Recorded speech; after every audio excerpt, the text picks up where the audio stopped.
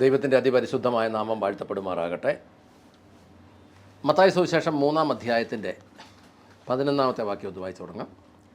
ഞാൻ നിങ്ങളെ മാനസാന്തരത്തിനായി വെള്ളം കൊണ്ട് സ്നാനം കഴിപ്പിക്കുന്നു. എൻ്റെ പിന്നാലെ വരുന്നവനോ എന്നേക്കാൾ ബലവാനാകുന്നു. അവൻ്റെ ചെരുപ്പ് ചുമക്കുവാൻ ഞാൻ മതിയായവനല്ല. അവൻ നിങ്ങളെ പരിശുദ്ധാത്മാവ് കൊണ്ടും തീ കൊണ്ടും സ്നാനം കഴിപ്പിക്കും. ഞാൻ നിങ്ങളെ മാനസാന്തരത്തിനായി വെള്ളം കൊണ്ട് സ്നാനം കഴിപ്പിക്കുന്നു. എന്നാൽ എനിക്ക് പിന്നാലെ എന്നേക്കാൾ ശക്തനായ ഒരുവൻ വരുന്നു. അദ്ദേഹത്തിൻ്റെ ചെരുപ്പ് ചുമക്കുവാൻ ഞാൻ യോഗ്യനല്ല. അദ്ദേഹം നിങ്ങളെ പരിശുദ്ധാത്മാവ് കൊണ്ടും തീ കൊണ്ടും സ്നാനം കഴിപ്പിക്കും. അതായത് ഒറ്റ വാക്യത്തിനകത്ത് 3 സ്നാനങ്ങളെക്കുറിച്ച് പറയുക. 3 സ്നാനങ്ങളെക്കുറിച്ച് പറയുക. ഇതിനെ ഉറപ്പിക്കാൻ പറ്റുന്ന ഒരു വചനം കൂടെ ഹെബ്രായ ലേഖനത്തിനകത്തുണ്ട്. ഹെബ്രായ ലേഖനത്തിനകത്ത് 6-ാം അധ്യായത്തിൻ്റെ 1-ാമത്തെ വാക്യം ഒന്ന് വായിച്ചാട്ടെ. അതുകൊണ്ട് ക്രിസ്തുവിനെ കുറിച്ചുള്ള പ്രാഥമിക പാഠങ്ങൾ വിട്ട് പരിജ്ഞാനത്തിന്റെ പൂർണ്ണതയിലേക്ക് നമുക്ക് വളരാം. വീണ്ടും ഒരു അടിസ്ഥാനത്തിന്റെ ആവശ്യമില്ലാത്തവയോ നിർജീവ പ്രവൃത്തികളെ കുറിച്ചുള്ള അനുതാപം, ദൈവത്തിനുള്ള വിശ്വാസം, സ്നാനങ്ങളെക്കുറിച്ചുള്ള ഉപദേശം, കൈവയ്പ്, മരിച്ചവരുടെ പുനരുദ്ധാനം, നിത്യശിക്ഷാവധി എന്നിവയാണ്. അവിടെ പറയുന്നത് സ്നാനങ്ങളെ പറ്റിയുള്ള ഉപദേശം എന്നാണ് എഴുതിയേക്കുന്നത്. അപ്പോൾ സ്നാനങ്ങളെ പറ്റി വിവിധ സ്നാനങ്ങൾ ഉണ്ട്. സ്നാനങ്ങളെ പറ്റിയുള്ള ഉപദേശം എന്ന് നമ്മൾ വായിക്കുമ്പോൾ അത് മത്തായി സുവിശേഷം 3:11 പറയുന്നു, ഞാൻ നിങ്ങളെ മാനസാന്തരത്തിനായി വെള്ളം കൊണ്ട് സ്നാനം കഴിപ്പിക്കുന്നു. എന്നാൽ എൻ്റെ പിന്നാലെ വരുന്നവൻ പരിശുദ്ധാത്മാവ് കൊണ്ടും തീ കൊണ്ടും സ്നാനം കഴിപ്പിക്കും എന്ന് വായിക്കുന്നു. ഇതിൽ ഒന്നാമത്തെ കാര്യം ജലസ്നാനമാണ്, വെള്ളം കൊണ്ടുള്ള സ്നാനമാണ്. അത് മാനസാന്തരത്തിനാണ്, അല്ലെങ്കിൽ മാനസാന്തരപ്പെട്ടവരിലാണ് എന്നത് നമ്മൾ മനസ്സിലാക്കുന്നു. അതിൻ്റെ തെളിവ് അപ്പോസ്തല പ്രവൃത്തി 2-ാം അധ്യായത്തിൽ അതിൻ്റെ 37 മുതൽ 41 വരെയാണ്. വായിച്ചാട്ടെ. ഇത് കേട്ടപ്പോൾ അവർ ഹൃദയത്തിൽ കുത്തുകൊണ്ട് പത്രോസിനോടും മറ്റ് അപ്പസ്തോലന്മാരോടും, സഹോദരന്മാരായ പുരുഷന്മാരെ, ഞങ്ങൾ എന്ത് ചെയ്യണം എന്ന് ചോദിച്ചു. പത്രോസ് അവരോട്, നിങ്ങളുടെ പാപങ്ങളുടെ മോചനത്തിനായി നിങ്ങൾ ഓരോരുത്തരും അനുദപിച്ച് യേശുക്രിസ്തുവിൻ്റെ നാമത്തിൽ സ്നാനമേൽക്കുവിൻ. അങ്ങനെയെങ്കിൽ പരിശുദ്ധാത്മാവ് എന്ന ദാനം ലഭിക്കും. എന്തെന്നാൽ വാഗ്ദത്തം നിങ്ങൾക്കും നിങ്ങളുടെ മക്കൾക്കും നമ്മുടെ ദൈവമായ കർത്താവ് തന്നിലേക്ക് വിളിച്ചു വരുത്തുന്ന ദൂരസ്ഥന്മാരായ ഏവർക്കും ഉള്ളതാകുന്നു എന്ന് പറഞ്ഞു. മറ്റു പല വചനങ്ങളാലും അവൻ സാക്ഷ്യം പറഞ്ഞ് അവരെ പ്രബോധിപ്പിച്ചു. ഈ വക്രതയുള്ള തലമുറയിൽ നിന്ന് രക്ഷിക്കപ്പെടുവിൻ എന്ന് അവൻ പറഞ്ഞു. അവൻ്റെ വചനം സ്വീകരിച്ചവർ സ്നാനമേറ്റു. മതി.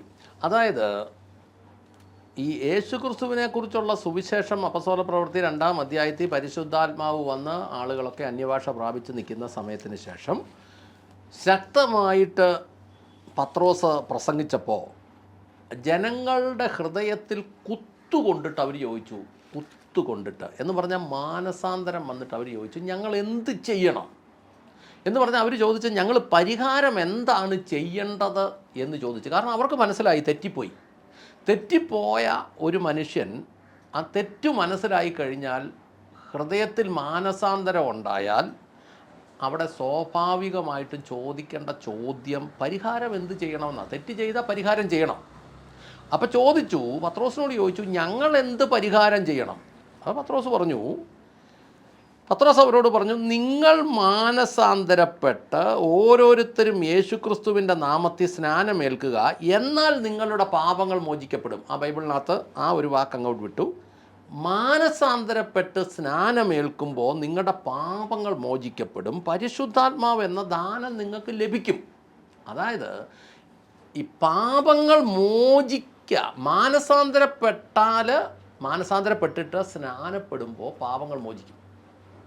അങ്ങനെ പാപങ്ങൾ മോചിച്ച് നിൽക്കുന്നവന് പരിശുദ്ധാത്മാവ് എന്ന ദാനം ദൈവം അവന് കൊടുക്കും. അത് ഗിഫ്റ്റാണ്, സമ്മാനമാണ്, കൊടുക്കും.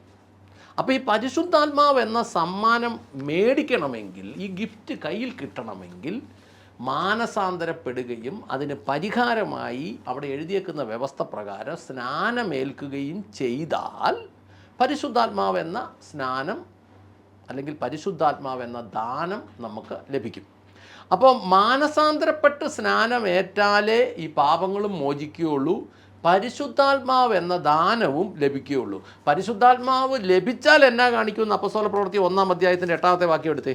എന്നാൽ പരിശുദ്ധാത്മാവ് നിങ്ങളുടെ മേൽ വരുമ്പോൾ നിങ്ങൾ ശക്തി ലഭിച്ചിട്ട് യെരുശലേമിലും യഹൂദിയിൽ എല്ലായിടത്തും ശമര്യയിലും ഭൂമിയുടെ അറ്റത്തോളവും എൻ്റെ സാക്ഷികളാകും എന്ന് പറഞ്ഞു. എന്നാൽ പരിശുദ്ധാത്മാവ് നിങ്ങളുടെ മേൽ വരുമ്പോൾ നിങ്ങൾ ശക്തി പ്രാപിക്കുകയും, ശക്തി ലഭിച്ചിട്ടെന്നല്ല, ശക്തി പ്രാപിക്കുകയും യെരുശലേമിൽ എല്ലായിടത്തും ശമര്യയിലും ഭൂമിയുടെ അതിരുകൾ വരെയും എൻ്റെ സാക്ഷികളായി തീരുകയും ചെയ്യും. ഒരു മനുഷ്യൻ യഥാർത്ഥത്തിൽ സാക്ഷിയാകേണ്ടത് സത്യത്തിൽ ദൈവവചനത്തിൻ്റെ മുമ്പിലാണ്. എന്ന് പറഞ്ഞാൽ ദൈവത്തിൻ്റെ മുമ്പിലാണ്. ദൈവത്തിൻ്റെ മുമ്പിൽ എൻ്റെ ഭാഗത്ത് തെറ്റ് ഇല്ല എന്ന് ഉറപ്പോടെ നിൽക്കാൻ പറ്റുന്ന ഒരവസ്ഥയാണ് യഥാർത്ഥത്തിൽ സാക്ഷ്യം എന്ന് പറയാൻ പറ്റുന്നത്. മനുഷ്യൻ നോക്കുമ്പോൾ നമ്മൾ മൂടി വെക്കാനുള്ള കഴിവിനനുസരിച്ച് നമ്മളുടെ ഭാഗത്ത് തെറ്റില്ലെന്നൊക്കെ നമുക്ക് പറയാൻ പറ്റും. ഈ രാഷ്ട്രീയക്കാരൊക്കെ പറഞ്ഞ് ഞാൻ ഒരു തെറ്റും ചെയ്തിട്ടില്ലെന്നാണ് പറയുന്നത്, പക്ഷേ ചെയ്തിട്ടുണ്ടെന്ന് എല്ലാ മനുഷ്യർക്കും അറിയാം. അപ്പോൾ മനുഷ്യർക്കറിയാമെങ്കിലും തെളിവില്ല എന്നുള്ളതാണ് അവരുടെ ധൈര്യം. പക്ഷേ ദൈവത്തിൻ്റെ മുമ്പിൽ എല്ലാം നഗ്നവും മലർന്നതുമായി കിടക്കുന്നത് കൊണ്ട് നമ്മൾ കാണിക്കുന്ന എല്ലാ കാര്യങ്ങളും ദൈവത്തിനറിയാം. അപ്പം ദൈവത്തിൻ്റെ മുമ്പിൽ, അല്ലെങ്കിൽ ദൈവാത്മാവിൻ്റെ മുമ്പിൽ, ദൈവവചനത്തിൻ്റെ മുമ്പിൽ നമ്മൾ നിൽക്കുമ്പോൾ, പരിശുദ്ധാത്മാവ് നമ്മൾ ക്ലിയറായിട്ട് നിൽക്കുമ്പോൾ, മാനസാന്തരപ്പെടുമ്പോൾ, പരിശുദ്ധാത്മാവ് നിങ്ങളുടെ മേൽ വരുമ്പോൾ നിങ്ങൾ ശക്തി പ്രാപിക്കുകയും ജെറൂസലേമിലും യഹൂദിയിൽ എല്ലായിടത്തും ശമര്യയിലും ഭൂമിയുടെ അതിരുകൾ വരെയും എൻ്റെ സാക്ഷികളായി തീരുകയും ചെയ്യും. എവിടെ ചെന്നാലും ധൈര്യപൂർവ്വം നിൽക്കും. ഏത് ആരോപണം വന്നാലും നമ്മൾ നിൽക്കാനുള്ളത് നിൽക്കും. സ്വാഭാവികമായിട്ട് നമ്മളെക്കുറിച്ച് തെറ്റായ കാര്യങ്ങൾ പറയുമ്പോൾ നമുക്കൊരു വിഷമമൊക്കെ ഉണ്ടാവുമെങ്കിലും നമ്മൾ ചിന്തിക്കും നമുക്കിതിനകത്ത് പങ്കില്ല. എന്ത് വിഷയം വന്നാലും നമ്മൾ ചിന്തിക്കും നമുക്കിതിനകത്ത് പങ്കില്ലാത്ത കാര്യം. അതുകൊണ്ട് സാക്ഷികളായിട്ട് നിൽക്കും, ധൈര്യപൂർവ്വം നിൽക്കും. ഇനി യോഹന്നാൻ സുവിശേഷം 16-ാം അധ്യായത്തിൻ്റെ 13-ാമത്തെ വാക്യം വായിച്ചേ. സത്യത്തിന്റെ ആത്മാവ് വരുമ്പോഴോ അവൻ നിങ്ങളെ സകല സത്യത്തിലും വഴി നടത്തും. അവൻ സ്വന്തമായി സംസാരിക്കാതെ താൻ കേൾക്കുന്നത് സംസാരിക്കുകയും വരുവാനുള്ളത് നിങ്ങൾക്ക് വെളിപ്പെടുത്തി തരികയും. എന്നാൽ സത്യത്തിന്റെ ആത്മാവ് വരുമ്പോൾ അവിടുന്ന് നിങ്ങളെ സകല സത്യത്തിലും നയിക്കും. എന്നിട്ട് അതിൻ്റെ അവസാന ഭാഗം പറയുക, താൻ കേൾക്കുന്നത് മാത്രം പറയുകയും വരുവാനുള്ളത് നിങ്ങൾക്ക് അറിയിച്ച് തരികയും ചെയ്യും എന്ന് പറഞ്ഞാൽ വരാൻ പോകുന്ന ദൈവക്രോധം എന്ന് പറഞ്ഞാൽ ദൈവവചനത്തിന് വിരുദ്ധമായിട്ട് നീങ്ങിയാൽ അതിനുള്ള പണി നമുക്ക് കിട്ടും. അങ്ങനെ വരുമ്പോൾ അത് നമുക്ക് മനസ്സിലാക്കി തരികയും അതിനനുസരിച്ച് നമുക്ക് നിൽക്കാൻ പറ്റുകയും ചെയ്യും. കാരണം ചില സംഭവങ്ങൾ നമ്മൾ നോക്കുമ്പോൾ നമുക്ക് ഈ ശിക്ഷാവിധിയിലൂടെ കടന്നു പോകുമ്പോഴേ നമുക്കതിൻ്റെ ഗൗരവം മനസ്സിലാവുള്ളൂ. അപ്പോൾ സത്യത്തിൻ്റെ ആത്മാവ് വന്നാൽ ആ ആത്മാവ് സകല സത്യത്തിലേക്ക് നയിക്കും. നാം അനുവദിച്ചാൽ നമ്മളെ നടത്തും. സത്യത്തിൻ്റെ ആത്മാവ് വന്നിട്ട് പരിശുദ്ധാത്മാവ് നമ്മളെ നടത്തണമെങ്കിൽ നാം അനുവദിക്കണം. തന്നെയുമല്ല വരുവാനുള്ളത് നമുക്ക് അറിയിച്ചു തരും. അനേകർക്ക് കാര്യങ്ങൾ മനസ്സിലാകാത്തത് എന്താണെന്ന് യോഹന്നാൻ സുവിശേഷം 16-ാം അധ്യായത്തിൻ്റെ 12-ാമത്തെ വാക്യത്തിലാണ് പറയുന്നത്. ഇനിയും വളരെ കാര്യങ്ങൾ നിങ്ങളോട് പറയുവാനുണ്ട്, എന്നാൽ നിങ്ങൾക്ക് അവ ഇപ്പോൾ വഹിക്കുവാൻ കഴിവില്ല. ഇവിടെ എഴുതിയേക്കുന്നത് അനേക കാര്യങ്ങൾ പറയാനുണ്ട്, എന്നാൽ നിങ്ങൾക്കിപ്പോൾ അത് വഹിക്കാൻ കഴിയില്ല എന്നാണ് എഴുതിയേക്കുന്നത്. എന്ന് പറഞ്ഞാൽ ഈ അനേകര് നാമമാത്ര ക്രിസ്ത്യാനികളായി പെട്ടുപോകുന്നത് വഹിക്കാൻ കഴിവില്ലാത്തത് കൊണ്ടാണ്. എന്ന് പറഞ്ഞാൽ വഹിക്കുന്നത് അവരല്ല, അതിൻ്റെ അർത്ഥം അവർക്ക് പരിശുദ്ധാത്മാവില്ലാത്തത് കൊണ്ടാണ്.